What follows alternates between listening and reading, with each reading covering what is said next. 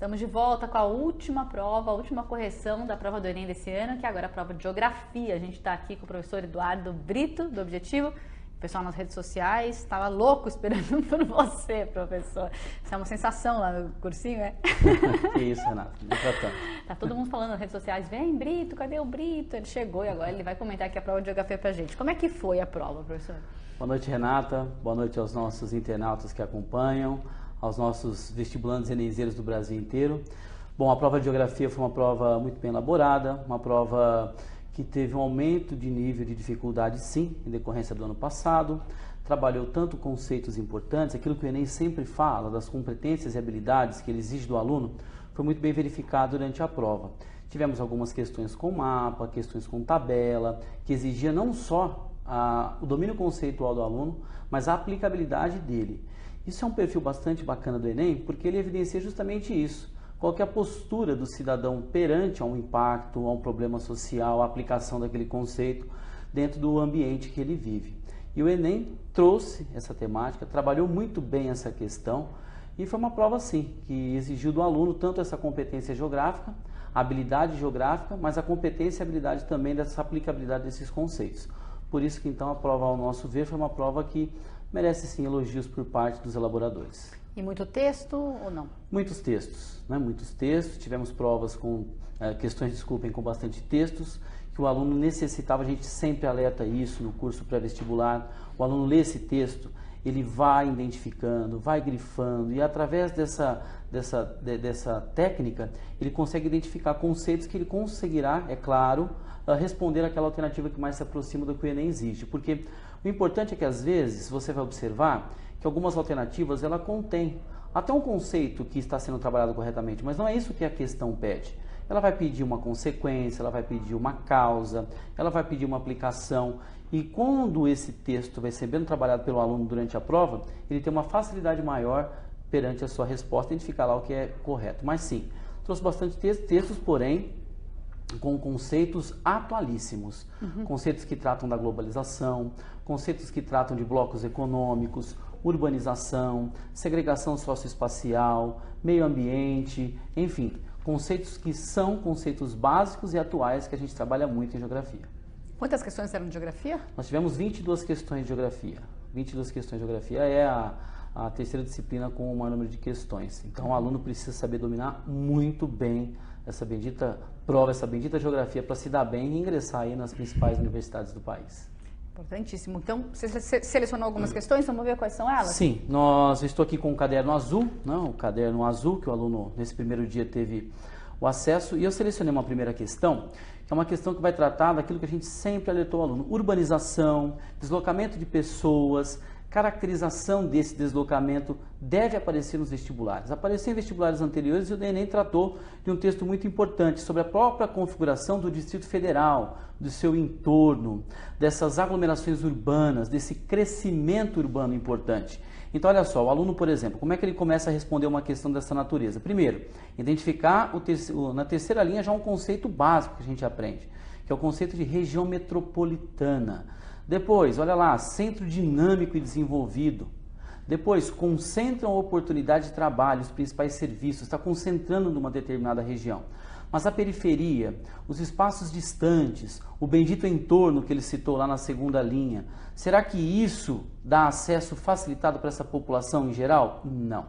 Uma marca dessas grandes cidades, das metrópoles, das regiões metropolitanas é essa: uma periferia que não tem acesso a esses serviços, uma periferia que não tem acesso a esse emprego, ela tem que se deslocar diariamente. Tem até um outro conceito envolvido nessa questão, que ele cita também, que é o conceito de movimentos migratórios pendulares, de ir e vir, um movimento dia e noite, 24 horas. Então, olha só, o aluno tem sim a habilidade, a competência de fazer a leitura, e eu preciso entender como que ele aplicou esse conceito. Por isso, essa organização interna do aglomerado urbano descrito é resultado da ocorrência de um processo de segregação socioespacial. Segregação, divisão, o rico e o pobre, a periferia e o centro, tá? Isso está muito bem descrito, então, na questão número 52, Renata. Legal, olha, tem um internauta aqui, ó, o Renan, Sim. dizendo que é para falar que te mandou um abraço. Outro abraço para o Renan. Grande Pediu Renan. pra ele falou, moça, fala que o Renan mandou um abraço. Renan, um grande aluno da Unidade de Santo Amaro. Tá? E vamos lá, professor, qual a próxima que você separou? Bom, nós separamos também uma questão que é a questão 57, na prova azul, claro. Mais uma questão, Renata, que trabalha conceitos importantíssimos de geografia, tá? Muito bem, esse conceito, então o aluno começa lendo lá, né, o bendito texto, a diversidade de atividades relacionadas ao setor terciário. Já aparece a primeira questão importante, setor terciário, setor de comércio, setor de serviços. É uma tendência mais geral da desindustrialização. Outro conceito, o aluno grifa essa desindustrialização. Muitos países desenvolvidos que percam o comando da economia. Essa mudança implica, olha só que conceito interessante para o aluno responder isso, ó, a nova divisão do trabalho, que não é mais apoiada na clara segmentação setorial das atividades econômicas. Então, trabalha muito o conceito. O aluno aprendeu esses conceitos durante o currículo do ensino médio e do curso pré-vestibular. Então, nesse contexto, o fenômeno descrito tem como resultado o quê? A gente sempre alerta você aluno, você aluna. Hoje, quem detém o poder, quem detém a capacidade de comando dentro da geopolítica mundial, dentro da economia, dentro dessa nova divisão internacional do trabalho, é quem tem tecnologia, quem tem informação, quem tem dado, quem tem investimentos nesse setor. Por isso, nesse contexto dessa nova divisão internacional do trabalho, nós temos a consolidação do domínio tecnológico. Isso não só agora, que a gente está dizendo aí, desse atual momento das novas tecnologias, da cientificidade, da tecnologia, enfim, mas mesmo com as primeiras e segundas revoluções industriais. Tá? Nós estamos numa chamada terceira revolução industrial, sim, mas essa tecnologia sempre foi a primazia dos espaços dominantes. Então, essa consolidação desse domínio tecnológico permanece nessa nova divisão internacional do trabalho, que evidencia, é claro, esse contexto atual dessa dita terceira revolução industrial. Ô, professor, a prova que eu estou aqui, a prova Sim. de uma aluna que me emprestou, ela pôs saturação do setor secundário. Ele pôs a resposta A, dava para confundir? Tá, saturação do setor secundário, hoje nós temos, o setor secundário é o setor industrial. Nós estamos saturando o setor terciário da economia. Né? Que é o setor de comércio, setor de serviço. Eu até brinco com eles, né? Porque eu falo assim, hoje, não desmerecendo, é claro, as profissões, minha família, a família de metalúrgicos, enfim, ou então as nossas cozinheiras que existem hoje no nosso país, maravilhosas, enfim, mas hoje o aluno ele não faz a universidade para ser metalúrgico, ele quer ser um engenheiro de produção. Ele não vai fazer faculdade para se tornar alguém que vai trabalhar com a mão de obra propriamente dita. Ele se torna hoje um profissional que ele quer trabalhar onde? Ele quer trabalhar no setor de serviços, no setor onde você agrega valor. Então o setor secundário ele tem diminuído nos últimos anos, nas últimas décadas. Nós chamamos isso de terciarização da economia. Acontece nos estados desenvolvidos, nos países desenvolvidos. No Brasil estamos passando por isso de uma maneira tardia, típica de países emergentes. São Paulo é um exemplo típico disso hoje, mas esse setor secundário ele não passa por essa saturação, muito pelo contrário. Né? Hoje nós temos a automatização, a robotização, o tal do pós-fordismo ou toyotismo, como nós chamamos, e isso fica claro então que essa alternativa não poderia ser assinalada pelos alunos. Ela errou aqui, olha, ela errou pouco, viu? Essa foi a primeira que eu achei aqui que ela errou. Oh, ela conseguiria acertar, só tem um pouquinho de cuidado, mas tudo bem, tá na média. Qual que é a próxima? Bom, eu selecionei uma questão que da prova azul é a questão 71, que traz uma espécie de bloco diagrama ou então de gráficos com mapas de localização. É um tema que a gente alertava os alunos, a questão energética deveria aparecer também na prova. Aquela sobre Belo Monte, né? Essa... Aquela sobre Belo Monte, mas olha só, Renata, o aluno tem que dominar Belo Monte, mas ele tem que dominar também as outras benditas usinas hidrelétricas e localização para saber comparar a localização. Porque é o que ele pede, é o que eu falei no começo da nossa entrevista, olha só, comparando os dados. Então ele tem que tomar cuidado, ele tem que ler assim, às vezes alternativa por alternativa para conseguir falar, opa, se ele quer uma comparação, então ele precisa entender o que? A gente fala para os alunos, fiquem atentos, a geografia nunca quer o mais, nunca quer o mediano, ela sempre quer o mais ou menos. Por que caiu bastante? Por que aumentou bastante? Por que tem mais ali? Por que tem menos ali? Então olha só, ele pede para comparar esses dados, ele pede para destacar Belo Monte. Então olha só, Belo Monte tem uma elevada capacidade de potência energética, a segunda maior do país, só que ela tem uma pequena área alagada.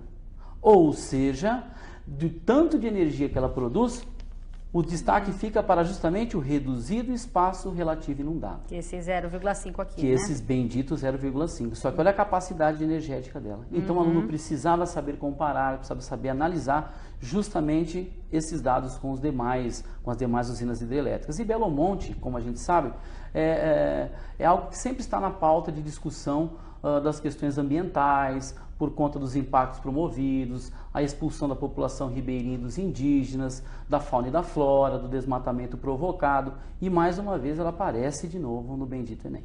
Dava para confundir com a alternativa E, proximidade de fronteiras internacionais estratégicas, que foi o que ela colocou aqui? Enfim, não, porque nós estamos numa localização que não tem fronteiras estratégicas. Você tem uma saída para o mar, você poderia até dizer, mas tem acesso lá a mercados consumidores importantes da Europa, mercados importantes do bendito Estados Unidos, enfim, mas isso não tem relevância em relação ao dado e informação. Ele está trabalhando com potencial energético.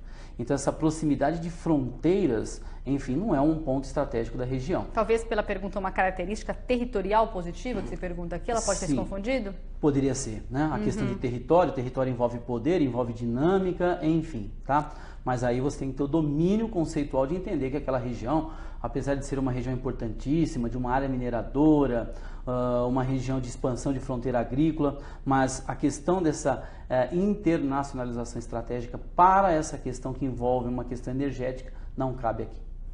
Inclusive tem um mapinha aqui mostrando onde é que fica Belo Monte. Exatamente. Né? Você vê que tem pequenininho ali na nossa tela, mas é para ver que cada mapinha do Brasil mostra onde está a localização de cada usina, né? Sim, Renata, mas o aluno ele domina, ele sabe onde está Belo Monte, ele tem que saber onde está Belo Monte, ele tem que saber.